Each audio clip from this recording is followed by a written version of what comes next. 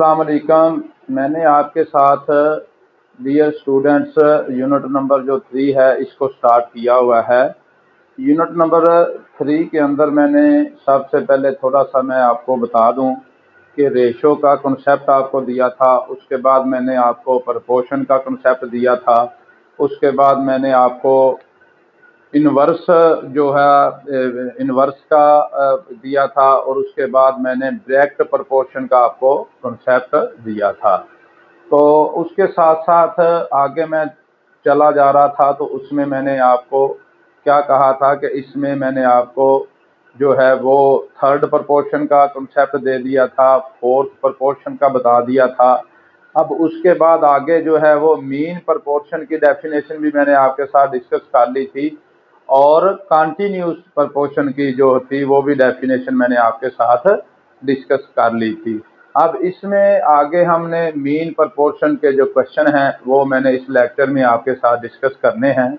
Exercise जो है वो आपके पास 3.3 है, यूनिट नंबर 3 वेरिएशन वाला। इसके क्वेश्चन जो हैं वो मैं आपके साथ डिस्कस कर रहा था। एक्सरसाइज जो है 3.3 वो आपके पास पेज नंबर 58 के ऊपर है। बुक का जो 58 पेज है उसके ऊपर एक्सरसाइज है 3.3। इसमें हर साल पेपर के अंदर शॉर्ट क्वेश्चन लाजमी तौर पर पेपर में एक शॉर्ट क्वेश्चन आपके पास आएगा। अब हमने क्या करना है कि इसमें से मीन प्रपोर्शन को फाइंड आउट करना है। वैल्यू क्या दी हुई है 5x⁷ y, 20x⁻³ और y⁻5 आपके पास है। अब इसको क्या करना कि let C be the mean proportion. जो C है वो आपके पास मीन प्रपोर्शन है, तो इसको क्या करेंगे, मीन जो प्रपोर्शन होता है 5x⁷ y ratio C proportion C ratio आपके पास क्या आ जाएगा 20x⁻³ और y⁻5। पेपर के अंदर पेपर मार्किंग करते हुए भी तकरीबन कोई 7 से 8 साल मुझे हो गए हैं। जो क्वेश्चन जो मिस्टेक करते हैं लोग, बच्चे जो आमतौर पर मिस्टेक कर जाते हैं या क्वेश्चन की जो समझ नहीं आती, वो पहला स्टेप ही होता है कि आपने थर्ड प्रपोर्शन के अंदर कौन सी वैल्यू रिपीट करनी है, फोर्थ प्रपोर्शन के अंदर आपने कौन सी वैल्यू रिपीट करनी है, कंटिन्यूस प्रपोर्शन को कैसे लिखना है, और मीन प्रपोर्शन को आपने कैसे लिखना है। वो बात याद रखने के लिए मीन प्रपोर्शन का मतलब मैंने आपको बताया था कि जो बी वाली वैल्यू सेकंड वैल्यू को आपने रिपीट करना है। इसी तरह ये भी देखें सेकंड वैल्यू जो है वो आपके पास रिपीट हो रही है क्वेश्चन के अंदर। अब क्या करेंगे, इसमें वही सारा same to same product of mean, product of extreme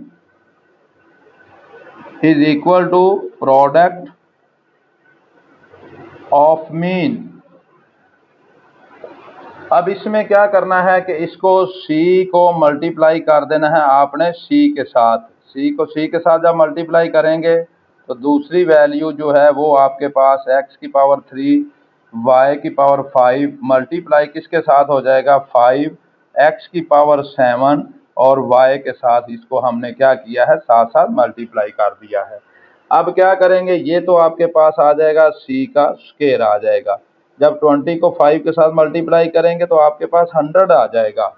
ये x⁻³ है और ये x⁻7 है, दोनों की बेस सेम है और पावर आप क्या करेंगे ऐड कर देंगे। इसी तरह y⁻5 है, ये y की पावर क्या है 1, तो ये y⁻6 आ जाएगी। अब क्या करना है, हमने क्या करना है taking square root on both side. Taking, क्योंकि हमने C की वैल्यू निकालनी है, taking square root on both side. Both side का मैंने क्या किया स्क्वायर रूट ले लिया है। C का स्क्वायर रूट है और इसको मैं लिखूंगा 10 का स्क्वायर मल्टीप्लाई बाय x⁻5, इसका मैं स्क्वायर लिख दूंगा, और y⁻3 और इसका भी मैंने स्क्वायर लिख दिया, और ऊपर इसका भी क्या किया है स्क्वायर रूट ले लिया है। मैंने स्क्वायर क्यों किया है, स्क्वायर मैंने इसी वजह से इन वैल्यू का लिखा है क्योंकि हमारे पास ये y की वैल्यू जो है वो आपके पास y की वैल्यू 6 दी हुई है, y⁻6 है। इसको मैं लिखूंगा y⁻3 × 2 आपके पास आ जाएगा। ये x⁻10 है, ये x⁻10 को मैंने क्या लिखना है x⁻5 और इसका मैंने स्क्वायर कर दिया है। तो ये आपके पास 10 का स्क्वायर वैसे का वैसे आ जाएगा। अब क्या आएगा, इसका जब हम इसको सिंपलीफाई करेंगे तो ये तो पावर इसके साथ कैंसिल हो जाएगी। तो c क्या है, बराबर क्या आ जाएगा, c इज इक्वल टू आपके पास आ जाएगा, ये 10 का स्क्वायर है तो ये स्क्वायर रूट के साथ कैंसिल, ये भी कैंसिल और ये भी स्क्वायर रूट के साथ कैंसिल आ जाएगा, 10 आ जाएगा आपके पास, और x की पावर आपके पास 5 आ जाएगी, और y की पावर आपके पास 3 आ जाएगी। ये आपके पास क्या था, मीन प्रोपोर्शन का आंसर आ जाएगा। पहले लेक्चर के अंदर भी मैंने आपको बताया हुआ है कि जहाँ पे c की वैल्यू हमने निकालनी होती है या x की वैल्यू आपने निकालनी है, तो डियर स्टूडेंट्स आपने एक बात को जो नहीं भूलना कि आंसर को आपने मार्कर के साथ उसको बॉक्स के अंदर बंद कर देना है, ताकि एग्जामिनर को ये वाज़ह हो जाए कि आपने इसका आंसर ये वाला निकाला है। अब नेक्स्ट जो आपके पास आ जाएगा, इसको हम देखते हैं कि आपके पास 16 और 49 है। 16 और 49 का मीन जो है प्रपोर्शन निकालेंगे तो क्या आएगा, let C be the mean proportion. तो क्या आ जाएगा आपके पास, इसको मैं लिखूंगा 16 रेशो सी प्रपोर्शन सी रेशो आपके पास 49, यानी कि पहला जो है स्टेप मैंने आपके पास लिख दिया है। दूसरा स्टेप सेम जो ऐसे मैंने पीछे किया था, product of extreme is equal to product of mean, product of mean. तो अब क्या करना है कि c को मल्टीप्लाई हमने कर देना है c के साथ, क्योंकि मीन वैल्यू आपके पास ये वाली, और 16 को मल्टीप्लाई करना है 49 के साथ। अब 16 को मल्टीप्लाई 49 के साथ जब आप करेंगे तो ये आपके पास 784 आंसर आएगा। कितना आंसर आएगा आपके पास, 784 आपके पास आंसर आ जाएगा। ये आप इसको कैलकुलेटर की मदद से भी कर सकते हैं, या आप इसको वैसे भी 16 को 49 के साथ इसको वैसे भी आप रफ अमल में भी मल्टीप्लाई कर सकते हैं। c को c के साथ मल्टीप्लाई करेंगे तो c स्क्वायर आपके पास आ जाएगा। अब इसका क्या करेंगे, taking square root on both side. तो टेकिंग, क्योंकि हमने c की वैल्यू निकालनी है तो उसके लिए हमें जज़र लेना पड़ेगा, square root on both side. तो बोथ साइड का जब स्क्वायर रूट लेंगे तो c का स्क्वायर रूट और स्क्वायर आपके पास आ जाएगा 784 का भी स्क्वायर रूट आ जाएगा। जब भी आपने स्क्वायर रूट लेना है, एक बात आपने याद रखनी है, इसके साथ भी प्लस माइनस आपने जरूर लगाना है। तो इसी तरह जब 784 का भी जब लेंगे तो ये प्लस माइनस आपके पास आ जाएगा। जब इसको कैलकुलेटर की मदद से आपने इसका स्क्वायर रूट लेना है 784 का, तो आपके पास जो आ जाएगा वो 28 आपके पास इसका आंसर आ जाएगा सी का। तो ये था आपके पास मीन प्रपोर्शन जो मैंने आपके पास निकाला है। इसी तरह सेम एज इट आपके पास क्वेश्चन नंबर 32 है। 32 में भी हमने वैसे का वैसे करना है, लेकिन वैल्यू थोड़ी सी डिफरेंट है। वैल्यू क्या दी हुई है, इधर 20 लिखा हुआ है, इधर 45 लिखा हुआ है। तो अब जब हम इसको सॉल्व करेंगे तो ऐसे ही लेट सी बी द आपके पास वो आ जाएगा थर्ड प्रोपोर्शन। तो ये c को मैंने क्या किया है, रिपीट कर दिया है। तो इसको जब मैं लिखूंगा तो कैसे लिखूंगा, यानी कि 20 आपके पास आ जाएगा 20 रेशो c, प्रोपोर्शन आपके पास क्या आ जाएगा, c रेशो क्या आ जाएगा 45 आ जाएगा। अब इसको जब हमने करना है product of extreme, product of extreme is equal to क्या आ जाएगा, प्रोडक्ट ऑफ मीन।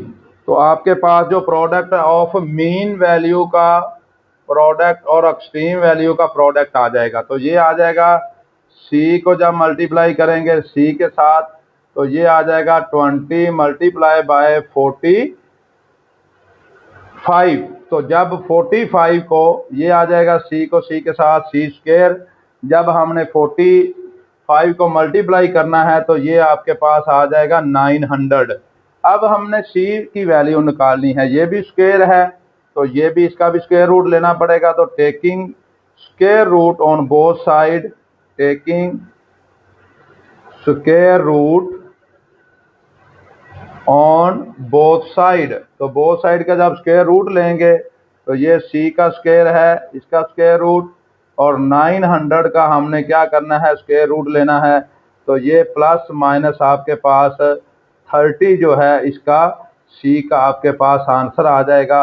ये आपके पास है थर्ड मीन प्रोपोर्शन का आंसर आपके पास आ जाएगा। अब आगे है क्वेश्चन नंबर आपके पास जो है 33 आपके पास है। 33 के अंदर भी हमने क्या करना है, ये बेसिकली जो मैथमेटिक्स की बुक है उसकी एक एग्जांपल है, ये भी पेपर में आई हुई है। इसको भी ध्यान से आपने देखना है कि जो 33 क्वेश्चन है इसको हमने कैसे करना है। फाइंड द मीन प्रोपोर्शन हमने इसमें फाइंड आउट करनी है कि 9 p की पावर 6 है, q की पावर 4 और r की पावर 8 है। अब आपने पिछला सेम कंसेप्ट है कि let c be the third proportion आपके पास है। तो ये 9 p की पावर 6 है, q की power 4 ratio c proportion c ratio r की पावर आपके पास 8 आ जाएगा। अब इसमें क्या करना है, इसमें आपने ये करना है कि product of extreme is equal to product of mean. तो ये वैल्यू दोनों आपस में मल्टीप्लाई कर देनी है, और ये वैल्यू हमने दोनों मल्टीप्लाई ये कर दिया। अब 9 को मैंने लिख दिया 3 की पावर 2, ये वाला p की पावर 6 है, इसको मैंने लिखा p की पावर 3 और 2, q की पावर 2 की पावर 2 और r की पावर 4 की पावर 2 8 थी। जब इसको पावर के साथ मल्टीप्लाई करूंगा तो ये 8 आ जाएगी, ये 4 ही आएगी और ये आपके पास 6 आ जाएगी। ऐसे मैंने क्यों किया है, क्योंकि हमने c की वैल्यू निकालनी है। इधर c का स्क्वायर था, तो जब हम स्क्वायर रूट लेंगे तो उसको हमने क्या करना है, इसी वजह से मैंने क्या किया कि स्क्वायर की वैल्यू को फाइंड आउट कर लिया है।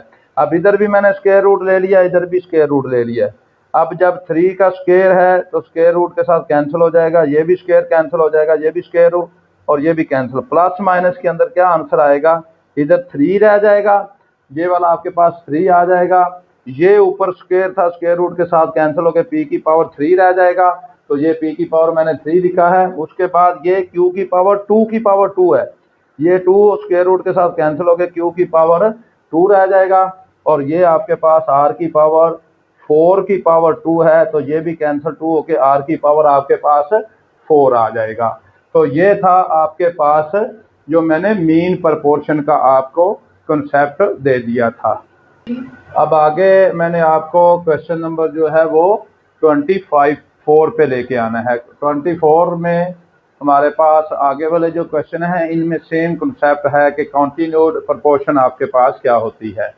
अब इसमें कॉन्टिन्यूस प्रोपोर्शन में आपके पास जो मैंने करना है कि वैल्यू जो है वो आपके पास दी हुई है कि find p if 12p and 3 are in the continued proportion है।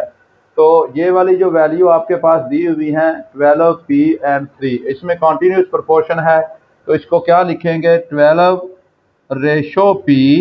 कॉन्टिन्यूड का मतलब ये होता है कि आपने इस यानी कि वैल्यू को कॉन्टिन्यूसली लिखना है, इनटू आपके पास 3 आ जाएगा, कि यानी कि जो वैल्यू दी हुई है उनको कॉन्टिन्यूसली आपने लिखना है। 12 ratio p proportion p ratio 3 आपके पास आ जाएगा, इसको हमने करना है।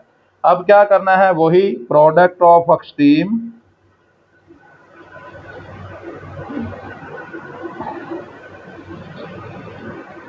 Is equal to product of mean. तो आपके पास क्या आ जाएगा, इसको p को p के साथ जब हम मल्टीप्लाई करेंगे तो 12 मल्टीप्लाई बाय 3 आ जाएगा, यानी कि आपके पास क्या आ जाएगा कि इस वैल्यू को हमने इसके साथ और p को p के साथ मल्टीप्लाई करेंगे तो ये आ जाएगा आपके पास p का स्क्वायर आ जाएगा, 12 को 3 के साथ मल्टीप्लाई करेंगे तो 36 आ जाएगा।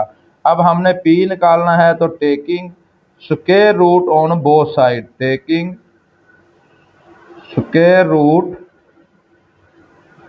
ऑन बोथ साइड का जब हम स्क्वायर रूट लेंगे तो p का स्क्वायर और स्क्वायर रूट आ जाएगा और 36 का स्क्वायर रूट आ जाएगा। तो इसको जब हम स्क्वायर रूट लेंगे तो प्लस माइनस आपके पास इसका आंसर जो आ जाएगा वो 6 आ जाएगा। तो ये आपके पास थी कंटिन्यूस प्रोपोर्शन जब मैंने निकाली है। तो इसका आंसर आपके पास 6 आ जाएगा। अब नेक्स्ट सेम एज इट है, आपके पास है 5p एंड 45। ये भी कंटिन्यूस प्रोपोर्शन के अंदर हमने इसको करना है। जब ये आपके पास, तो क्या करेंगे, सॉल्यूशन के अंदर हमने लिखना है since p 5p and 45 are in the continuous proportion, तो इसको हम क्या करेंगे, 5/p प्रोपोर्शन p रेशो आपके पास आ जाएगा 45। तो वही लिखेंगे, product of extreme is equal to product of mean. तो आपने क्या करना है कि p को मल्टीप्लाई कर देना है p के साथ, इनटू आपके पास क्या आ जाएगा, 45 को मल्टीप्लाई कर देना है 5 के साथ। जब 45 को हमने 5 के साथ मल्टीप्लाई करना है तो हमारे पास जो आंसर आ जाएगा वो आपके पास, ये p को p के साथ करेंगे, p² आ जाएगा, ये 225 आपके पास आ जाएगा। जब 45 को 5 के साथ मल्टीप्लाई करेंगे तो 225 आपके पास आ जाएगा। क्योंकि हमने p निकालना है तो taking square root on both side, taking square root on both side, तो बोथ साइड का जब हमने स्क्वायर रूट लेना है तो इसका आंसर क्या आ जाएगा, p का स्क्वायर और इसका स्क्वायर रूट, और 225 का भी स्क्वायर रूट जब हम लेंगे तो ये प्लस माइनस आपके पास आ जाएगा 15। तो ये आपके पास इसका आंसर आ जाएगा। नेक्स्ट जो है वो भी आपके पास यही क्वेश्चन है कि उसमें भी आपने क्या करना है कि थर्ड जो है वो कंटिन्यूस प्रोपोर्शन ही निकालनी है। जब कंटिन्यूस प्रोपोर्शन निकालनी है तो इसमें वैल्यू थोड़ी सी चेंज है। वैल्यू आपके पास क्या लिखी हुई है, वैल्यू आपके पास लिखी हुई है कि इसमें हमने x को फाइंड आउट करना है, p की जगह पे x है और इधर भी आपके पास x लिखा हुआ है, लेकिन इधर वैल्यू थोड़ी सी चेंज है। वैल्यू लिखी हुई है 8x और 18, 8x और 18 जो लिखा हुआ है ये आपके पास है। अब इसमें भी यही सेम टू सेम हम लिखेंगे कि आपके पास इधर आपके पास 8 आ जाएगा और सेम एज इट इधर x आ जाएगा और इधर क्या आ जाएगा आपके पास 18 आ जाएगा। तो इसको भी हमने क्या करना है, इसमें भी कि since 8x and 18 are in the continuous proportion, तो इधर भी आपके पास x आ जाएगा, इसमें भी आपके पास क्या आ जाएगा, x आ जाएगा। तो इधर हम क्या लिखेंगे, 8 आ जाएगा और इसकी जगह पे 3 की जगह पे भी क्या लिखेंगे, 18 आ जाएगा। अब सेम एज इट p की जगह पे भी हमने क्या लिखना है, x कर देना है, तो इसकी जगह पे भी आपके पास x आ जाएगा। इसको भी जब हम करेंगे 18 मल्टीप्लाई बाय 8, तो इसके बाद आपके पास आंसर आ जाएगा 144 आ जाएगा, क्योंकि 8 को जब 8 के साथ मल्टीप्लाई करेंगे तो आपके पास कितना आंसर आ जाएगा, 144। अब 144 का जब हम स्क्वायर रूट लेंगे, तो 144 का जब हम स्क्वायर रूट लेंगे तो इसमें भी आपके पास क्या आ जाएगा, 12 आपके पास इसका आंसर प्लस माइनस के अंदर आ जाएगा। x का आंसर क्या आ जाएगा आपके पास, 12 आ जाएगा। अब इसमें भी सेम मैंने वैसे का वैसे ही, जैसे मैंने ये सिर्फ कंसेप्ट क्या था कि यहाँ पे p लिखा हुआ है, इसकी जगह पे यहाँ पे सिर्फ और सिर्फ क्या किया हुआ है, x मैंने किया है। तो x की जगह पे भी क्या करना है, सेम, यानी कि दूसरी वैल्यू 18 थी और 8 थी। अब क्या किया है कि इसको वैसे का वैसे 8, x and 18 are in the continuous proportion है, तो इसमें क्या करेंगे, 8/x प्रोपोर्शन x रेशो ये वाला प्रोडक्ट ऑफ एक्सट्रीम वैल्यू, ये वैल्यू और ये वैल्यू आपके पास एक्सट्रीम वैल्यू है, ये दोनों क्या है, मीन वैल्यू है। अब इन दोनों को जब मल्टीप्लाई करेंगे x² आ जाएगा, इनको करेंगे तो ये 144 आपके पास आंसर आ जाएगा।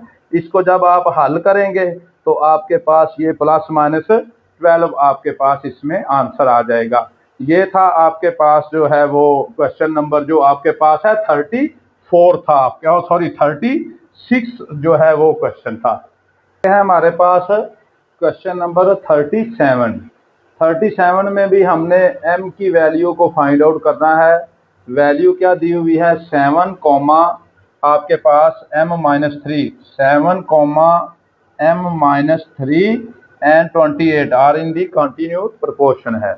तो वैसे का वैसे ही हमने लिखा है कि 7 m-3 and 28 are in the continued proportion. क्या लिखना है इसके बाद 7 ratio m-3 proportion m-3 ratio 28। अब product of the extreme is equal to product of mean. अब इन दोनों को मैंने मल्टीप्लाई करना है, अंदर वाली वैल्यू को और एंड वाली वैल्यू को, दोनों को मैंने मल्टीप्लाई कर दिया है। जब m-3 मल्टीप्लाई बाय m-3 तो आपके पास क्या आ जाएगा m-3 का स्क्वायर, और 28 को जब 7 के साथ जब मल्टीप्लाई करेंगे तो 196 आएगा। अब हमने m की वैल्यू को फाइंड आउट करना है। पहले तो इसको स्क्वायर को ख़त्म करेंगे। स्क्वायर को ख़त्म करने के लिए हमें स्क्वायर रूट लेना पड़ेगा। तो हमने स्क्वायर रूट लिया है, taking square root on both side, m-3 whole का स्क्वायर और इसका स्क्वायर रूट और 196 का स्क्वायर रूट। अब 196 का स्क्वायर रूट जब लेंगे तो ये तो स्क्वायर और स्क्वायर रूट आपस में कैंसिल हो जाएंगे। 196 का स्क्वायर रूट आएगा +-14। तो एक तरफ मैंने +14 रखा है, दूसरी साइड पे मैंने -14 रख दिया है। अब जब इसको करेंगे कि m को ये 14 को m की वैल्यू निकालनी है, 3 को दूसरी साइड पे लेके जाएंगे तो +3 हो जाएगा। तो ये आंसर आ जाएगा 17। 14 + 3 17। अब इसी तरह जब इसको मैं दूसरी साइड पे लेके जाऊंगा तो ये आपके पास क्या आ जाएगा +3 हो जाएगा। -14 पहले इधर है, जब इसको इसमें से निकालेंगे तो आपके पास आंसर आ जाएगा -11। अब 37 के बाद हमारे पास जो क्वेश्चन नंबर 38 है, ये भी शॉर्ट क्वेश्चन आता है पेपर के अंदर कि आपने जो थ्योरम है कंपोनेंटो और डिविडेंडो जो होता है मसला तरकीबो तफसील, इसको हमने एक्सप्लेन करना है या इसको हमने लिखना है। तो हमारे पास क्या है, दो रेशो हैं, A/B is equal to C/D। तो क्या करेंगे हम, पहले A+B हम लिखेंगे रेशो A-B, यानी कि पहली रेशो को A/B को हम क्या करेंगे A+B रेशो A-B। तो इज इक्वल टू जो काम मैंने इस साइड पे किया है कंपोनेंटो डिविडेंडो क्या कहता है, दूसरी साइड पे भी आपने वही काम करना है कि C में +D करो और उसके बाद रेशो C में से -D करो।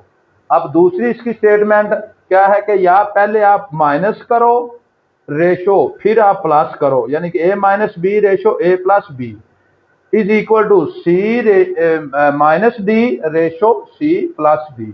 तो ये आपके पास जो थ्योरम है इसको हम बोलते हैं कंपोनेंटो डिविडेंडो। अब इसकी एप्लीकेशन क्या है, हमारे पास एक वैल्यू दी हुई है कि A/B is equal to C/D, then prove that 4A + 5B is denominator में 4A - 5B है is equal to 4C - 5D 4C - 5D। तो आपके पास क्या गिवन में दिया हुआ है प्रूव करने के लिए कि ये A/B is equal to C/D। तो मैंने लिखा है, इसको मैं लिखूंगा A/B is equal to C/D। अब क्या करना है देखें, 4 के साथ मैंने A के साथ 4 बनाना है, तो A के साथ मैंने 4 को लिखना है और B के साथ मैंने 5 बनाना है, तो B के साथ क्या लिखूंगा और 5 लिखूंगा। तो मल्टीप्लाइंग बोथ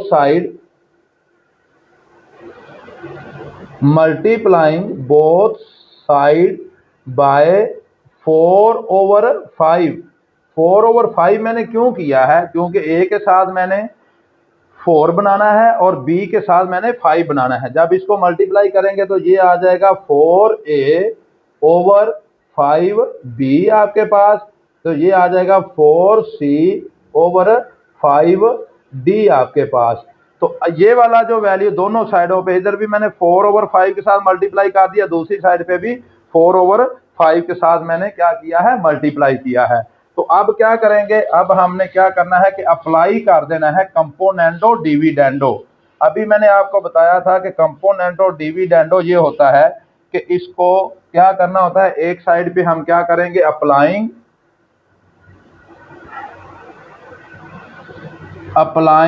कंपोनेंटो डिविडेंडो।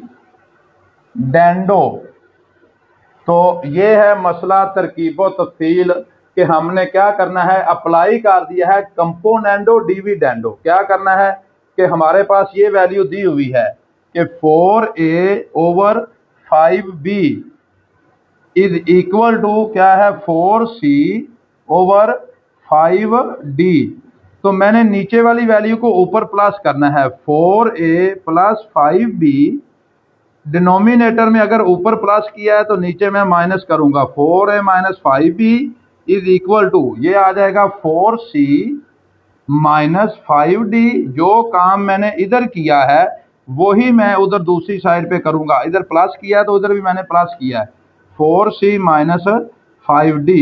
ये आपके पास जो होता है कंपोनेंडो डिविडेंडो जो होता है, मसला तरकीबो तफसील, ये आपके पास थ्योरम था।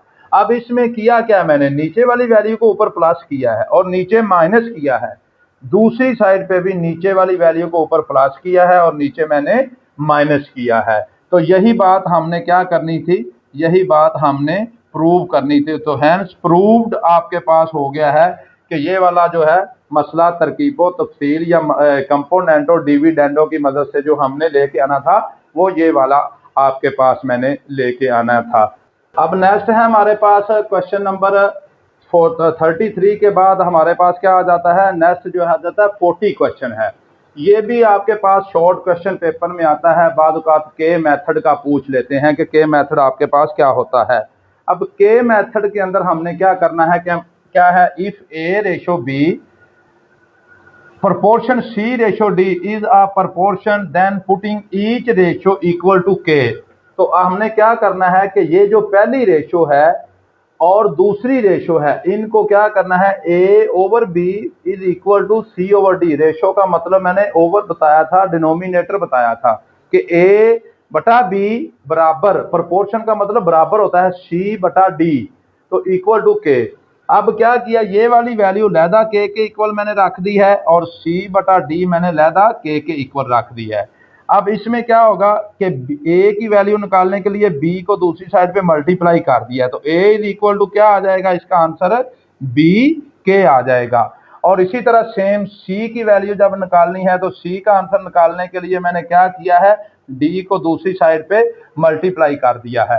तो ये वाला इसको हम बोलते हैं कि ये आपके पास क्या होता है, के मेथड है आपके पास कि दोनों रेशो को के इक्वल रखना है, फिर A ओवर B बराबर के आ जाएगा और C ओवर D बराबर के आ जाएगा। इधर से A की वैल्यू B के आ जाएगी, दूसरी साइड से C की वैल्यू D के आ जाएगी, तो इसको हम बोलते हैं के मेथड। ये थे आपका क्वेश्चन नंबर जो यूनिट नंबर 3 था, जो मैंने आपके साथ कंप्लीट कर दिया है। इसके टोटल 40 क्वेश्चन शॉर्ट क्वेश्चन बने हैं और 40 में से अल्लाह ताला के फजलो करम से 3 या 4 शॉर्ट क्वेश्चन जरूर पेपर के अंदर आपके पास आएंगे। तो आपने नेक्स्ट जो मैंने स्टार्ट करना है वो क्वेश्चन नंबर यूनिट नंबर 4 आपके साथ पार्शियल फ्रैक्शन वाला करूंगा। तो डियर स्टूडेंट्स, आपने मेरे चैनल को सब्सक्राइब करना नहीं भूलना, नेक्स्ट इसको शेयर भी करें। M.Ashraf Mehr ऑफिशियल मेरा चैनल है। अल्लाह ताला आपका हामी व नासर हो, अल्लाह ताला आपकी मदद करे। ओके बेटे, अल्लाह हाफिज़।